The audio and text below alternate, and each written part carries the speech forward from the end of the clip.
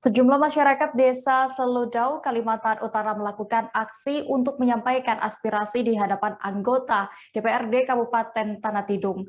Mereka yang turun ke jalan tergabung dalam Aliansi Gerakan Masyarakat Bundaran Bersatu atau GMBB. Mereka menolak perencanaan pembangunan lahan sebagai pusat pemerintahan. Pasalnya, lahan yang akan dibangun merupakan hak kepemilikan warga desa Seludau, Kecamatan Sesayap Hilir. Selengkapnya akan disampaikan rekan jurnalis Tribun Kaltara, Risnawati, yang kini sudah terhubung bersama kami. Halo Risna. Halo Dea. Risna, bagaimana tadi pantauan Anda saat aksi terkait penolakan rencana pembangunan pusat pemerintahan di Kabupaten Tanah Tidung ini?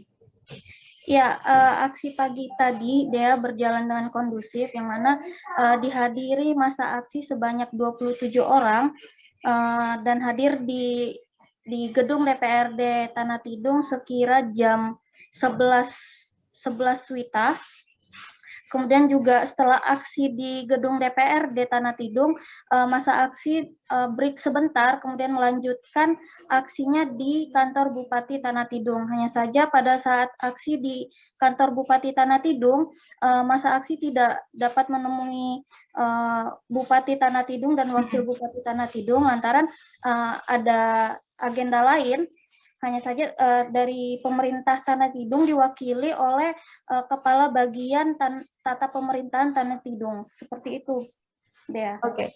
Lalu alasan lebih detailnya sehingga para warga ini menolak rencana pembangunan pusat pemerintahan di sekitaran Bundaran HU, apa Risna?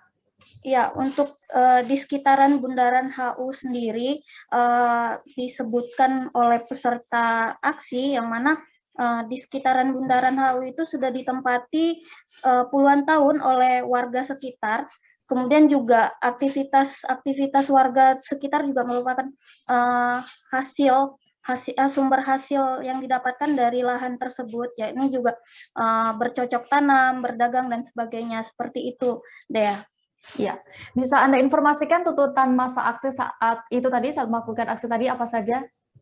Ya, untuk tuntutannya sendiri ada 4 tuntutan, Dea. Yang pertama, mempertanyakan hasil hearing antara DPRD Tanah Tidung dengan masyarakat sekitar Bundaran HU pada Senin 5 April 2021 lalu. Kemudian tuntutan keduanya, mendesak DPRD Tanah Tidung agar ikut serta menolak rencana pembangunan pusat pemerintahan Tanah Tidung di Bundaran HU.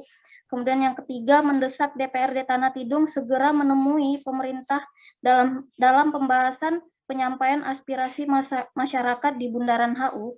Kemudian yang terakhir, anggota DPRD Tanah Tidung yang tidak berpihak kepada masyarakat tidak layak menjadi wakil rakyat. Seperti itu deh untuk tuntutannya.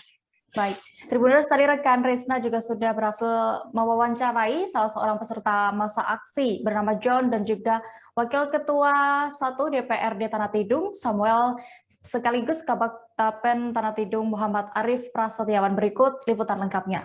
Kami kalau seharusnya itu ada undangan dari Bupati.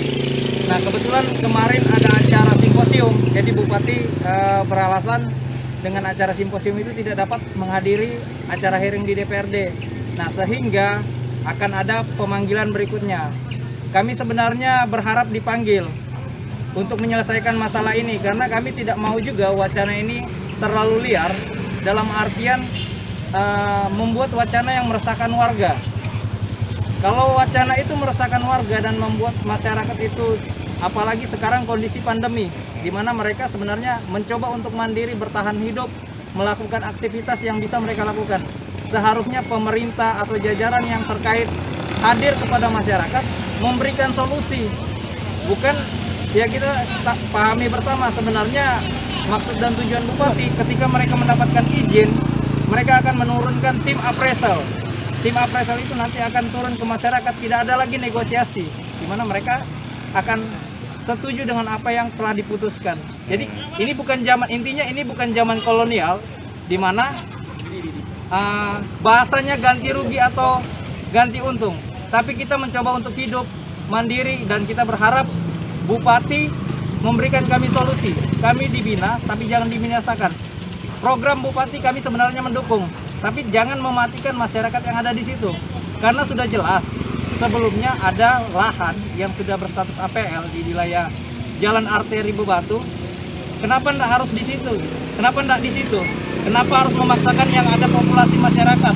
Dan jelas Pak Jokowi sendiri, dari teman-teman media pasti sudah tahu, Pak Jokowi sendiri menyampaikan di mana ada kehidupan masyarakat jika dia pemilik HGU ataupun BUMN. Apa keinginan mereka? Nah itu kan nanti kita tindak lanjuti ke pemerintah, karena kapasitas kita bukan untuk menentukan dan menjawab atau memastikan yang menjadi keinginan mereka. Kita hanya sebagai fasilitator, penyambung lidah itu ke pemerintah, karena kebijakan itu sepenuhnya kepada pemerintah. Jadi langkah dilakukan mereka yang pendidikan utama kita tuh sebenarnya ada beberapa poin yang kita belum setuju, karena kita menandatangan untuk menolak itu kan belum tentu juga pusat pemerintahan di situ, kita masih nego sebenarnya. Teman-teman itu harus bersabar karena pemerintah pada saat ini masih mengurus urusan itu dengan pusat pemerintah pusat Jakarta dengan kementerian itu sebenarnya. Nah setelah itu itu clear dengan pemerintah dari pusat ke pemerintah daerah, barulah pemerintah daerah ini akan menyampaikan itu ke masyarakat. Nah terkait misalnya keluhan-keluhan mereka, misalnya ada korban karena lahan-lahan kami yang terkait itu kan semua diatur aturan, ada regulasi yang mengatur, ada PP 19 itu yang mengatakan itu. Sebenarnya itulah dari kami tadi memfasilitasi, mengajak mereka berdiskusi di dalam ruangan sebenarnya, supaya kita lebih enak menyampaikan, karena kita sudah saya katakan tadi, kita ini background kita ini bukan orang ekonomi, bukan orang hukum. Nah maka itulah kami sebagai unsur pimpinan mengajak di ruangan, nanti yang secara detail yang akan menyampaikan secara hukum yaitu teman-teman kita yang membidang itu. Tapi sangat disayangkan mereka tidak mau dan menolak itu. Tapi ya pada prinsipnya kita sudah oke menerima. kita proses, jadi hubungan dan Pemda dengan perusahaan masih dalam proses pengadaan lahan. Nah tentunya ini kan ada tahapan-tahapan sesuai dengan PP 19 itu, ada perencanaan, ada sebagainya supaya dengan pengenalan hasil. Pada saatnya nanti akan datang ada tahapan itu, ada identifikasi, ada konsultasi publik, ada sosialisasi. Nah nanti mohon masyarakat ini bisa memahami itu. Tentunya pemerintah daerah itu akan membuat yang terbaik untuk masyarakat. Kenapa kemarin beberapa opsi ada di Bubaran? Karena memang sangat strategis tempatnya, dari sisi pembangunannya lebih kosnya lebih murah karena tidak lahan yang kampung. Kemudian dari sisi akses juga itu keseimbangan di beberapa kabupaten, Bingan dan sebagainya. Di hadapan kami ke depan Pemda, mohon masyarakat bersabar mengikuti tahapan pelaksanaan ini. Tentunya nanti akan melibatkan banyak pihak, tidak hanya masyarakat, Pemda, kemudian kementerian terkait, dan mungkin juga dari tokoh-tokoh masyarakat semua akan kita libatkan. Harapan kita, marilah kita bersama-sama membangun tanah hidup yang lebih baik, jadi supaya nanti manfaatnya akan terasa oleh generasi-generasi yang akan datang. Oke. Ya, mungkin itu aja. Terima kasih sudah nonton. Jangan lupa like, subscribe, dan share ya.